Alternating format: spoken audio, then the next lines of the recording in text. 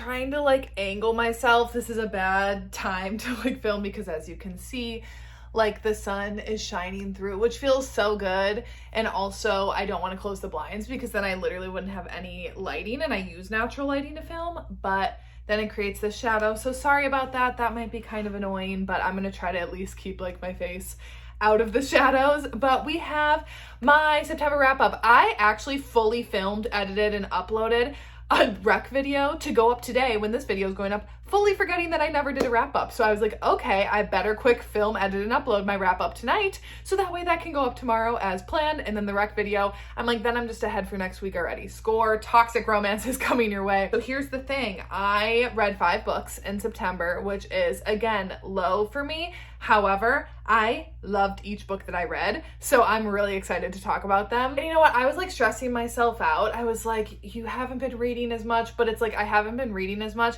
because now I'm back into writing again, and like, you know, who cares? If you actually care that I'm only reading 5 books instead of me reading like 15 books a month, then like, I'm sorry that that's affecting your life. But like, you know, if I'm only getting to 5 books, but I'm loving all of them that I'm reading, then that's okay with me. Next up, I read Madness by Chantel Tessier. And also one of the other reasons why I only read 5 books this month was because 2 of the books that I read were insanely long, and this is one of them. Madness is like 800 something pages. Literally insane, but I loved it. This is the 6th book in the Lords series. I've talked about this series a lot on my channel. It's basically the secret society, consists of lords and ladies, and basically the lords, it's like this powerful society. So once you become a lord, you kind of become like invincible. But there is this place called Carnage where this one, Hayden, our hero in this one, he kind of runs that, and it's like the jail of the lords, where like if you disobey, if you don't listen, if you like betray the lords and the brothers, whatever, then you will get sent here, and like you'll basically be praying for death. And Hayden is one of the guys who runs that. And so I will say, I think you could read this as a standalone. I think she does advertise them as standalones. However, I would highly suggest reading the books, at least Carnage, very least read Carnage before you read this one, because Hayden is a very prevalent character in that one, and a lot of the events kind of overlap with the events in this one as well. And basically Charlotte, she is our heroine in this one, and she is basically sent in, she gets an assignment from the lords, and she wants like some power in the society. She doesn't just want to be like a powerless woman who's just married off to a lord and like kind of lives her life like that. Like, she wants to have some equal footing. However, that doesn't like come easy, and if you want that, then you're going to have to be willing to do some not so great things in order to do that. And so she gets an assignment basically to go undercover as Hayden's therapist, but as she goes undercover, she kind of like unravel some layers of Hayden and realizes that maybe she actually likes him. And it does kind of turn into like revenge-ish romance as well. There's so much more to this, but I don't really want to accidentally give anything away. But if you know anything about Chantel's books, they're dark, they're insanely spicy, they're a wild ride.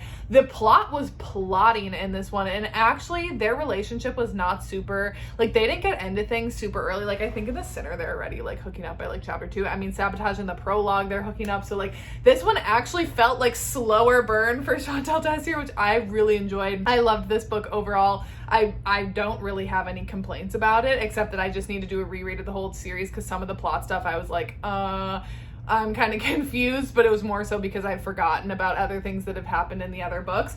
But I cannot wait for more books in the series. I really, really want Adam's book, kind of like how I was highly anticipating Hayden, and I thought all along that he was going to be my favorite one.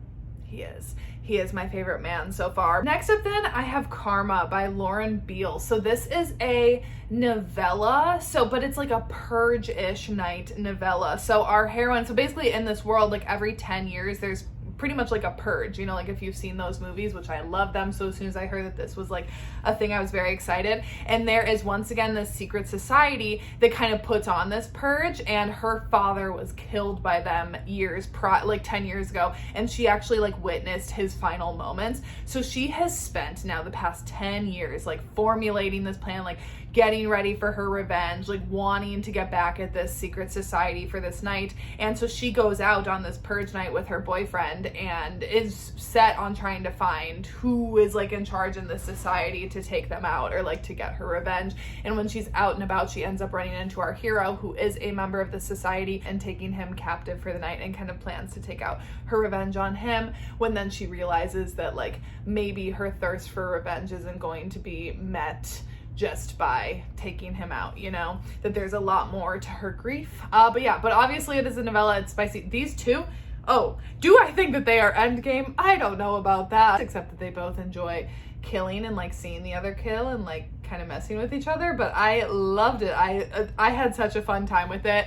I really love the idea of like the Purge I mean, I don't love the idea of the Purge, but like I love those movies, so it's kind of fun to see it in a book setting, and then with that like secret society-esque, you know, aspect to it. And also it was just very like fast paced because it was a novella, and I just needed something quick after madness, so it was kind of like the perfect spooky time like palate cleanser that I needed. And I read The Muse by L.M. Holloran. So this one is a student teacher romance that Cheyenne from That Tall Book Girl had recently read and told me to read, because obviously y'all know I love everything student teacher, and I've been really struggling to find new student teacher books that I like, and this one I really enjoyed. So our heroine, she is a like graduate student. She's in her late 20s, and she really needs this TA position in order to like get these final credits to graduate. And she ends up getting assigned to this one professor who is this like renowned poet, writer guy, whatever. And when he shows up, he just immediately is kind of like a jerk to her. And then she does some like reading up on him, and he, you know, he has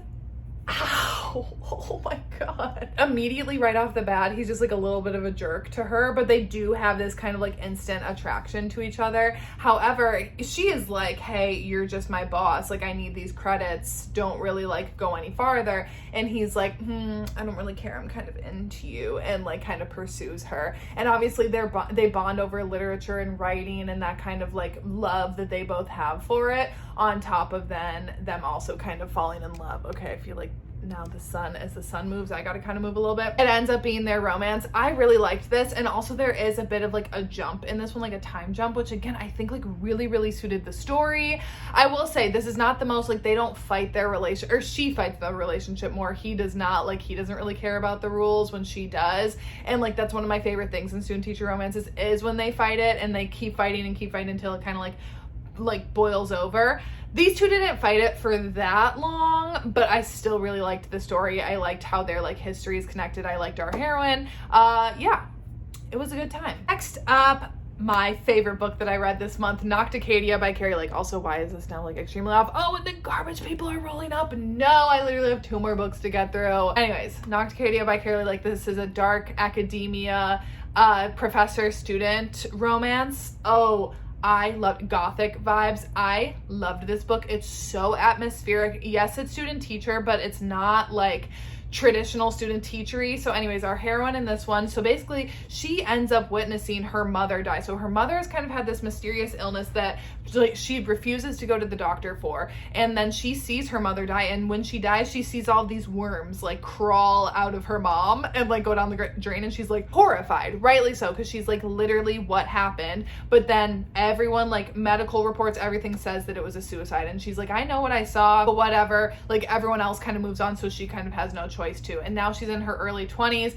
and she does not really have a great home life. She has a sister that she's trying to support who is off at this one school for her needs, so she's trying to basically just make money in order to keep her sister there. Anyways, she really wants to like go to medical school to learn about this illness and to like try to find out what truly happened, but she is kind of stuck at a dead-end job until she gets an acceptance letter from Dracadia University, that is like this very like elite school off on this island, and like again very like gothic kind of setting. And she ends up accepting and going to this university, and there she wants to do research, and there she starts unraveling all these sorts of things. And she also meets Professor Bramwell, who is a professor there, but also doing his own research. And when they find out that maybe their interests align with things, she ends up becoming like a research assistant for him. There is so much more to this book, But like, again, I don't want to accidentally like give more away, but truly the premise of it is so intriguing. The plot had me sucked in from the beginning. Carrie Lake's writing is beautiful.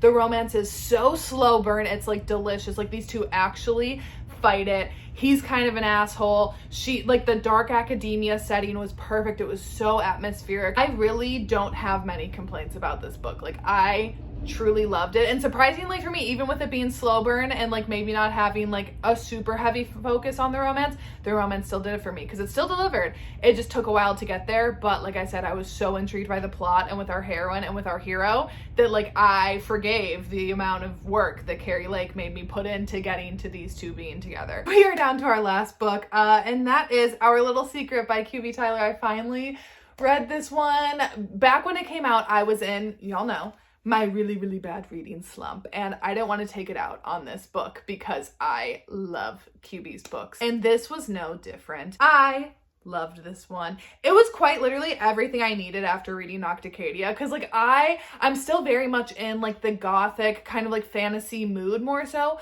but after like 670 pages of that, I needed something that was hot, quick, fun, and that was Our Little Secret. So this one follows Chris and Marissa. So Marissa, it's a boss employee age gap, cheating romance, and I will warn you, that's very prevalent in this one. So if you do not like cheating, I would not recommend this one, but if you don't mind the messiness of it, then this one was definitely messy. So this one first starts out at a wedding where Chris and Marissa, they both have like friends in the wedding. They see each other at the wedding. They end up having a great night, hooking up, what have you.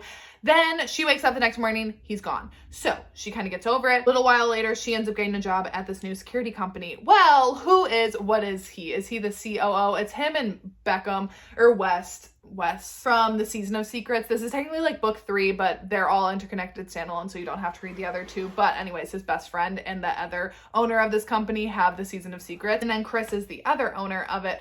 And basically then when he walks in, they lock eyes and they're like, oh, hello, I remember you. Yeah. And then she finds out that Chris is in fact married, and he was married back when they slept together. However, Chris is working on it. He does not like his wife. His wife doesn't really like him, but if he tries to divorce her, she's basically, like, they don't have a prenup signed, and he's like on his way to becoming a billionaire, and he doesn't want to give her more money. However, he wants Marissa, and the longer he's with her, the more then he realizes that like his marriage is beyond repair. But yeah, that still doesn't stop them from being together. Marissa, though, is really hesitant, obviously, to be with Chris. But he just, he asks her for a chance, and a chance she does give him. And it ends up being their romance. Like I said, it's very messy. I enjoyed it. I love the back and forth. I love the mess. I love the drama, and it delivered. I don't really have any complaints about it. Is it my favorite in the Secrets universe? No, I'd say it's probably my second favorite. The Worst Kept Secret is still my favorite, and Always Been You is still my all-time favorite from QB, but I did really enjoy this one a lot. That is it. That was a pretty quick wrap up, once again, of all of the books that I read in September. We will see if I read any more in October. Probably not, because I officially have a new deadline for Take What You Want, and I'm like over the halfway point with that book, and I think this month is basically going to be like my like go month to get that book done. So honestly, it might be another slower reading month in October, but I still, no matter what, will keep making wrap ups, even if sometimes it's only 5 books. But you know what? 5 really good books that I like love and can recommend to you guys, I feel like is better than like, months where maybe I like used to read like 18 books like years ago, but I only liked like 5 of them, or like loved, not as many. Anyways, that's it for today's video, and I will see you when I see ya.